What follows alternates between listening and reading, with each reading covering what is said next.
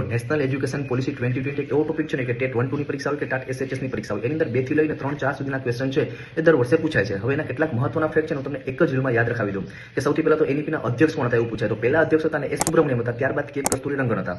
પછી national education પોલિસીનો જે report હતો એમણે ક્યારે સબમિટ કર્યો, તો એમાં તારીખ આવે છે 31 મે 2019 અને એવું પૂછે કે નેશનલ એજ્યુકેશન પોલિસી લાગુ ક્યારે થઈ, તો 29 જુલાઈ 2020.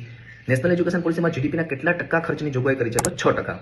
NEP ની અંદર કઈ વય જૂથના બાળકોની વાત કરી છે, તો 3 વર્ષથી લઈને 18 વર્ષની વય જૂથના બાળકોની વાત કરી છે.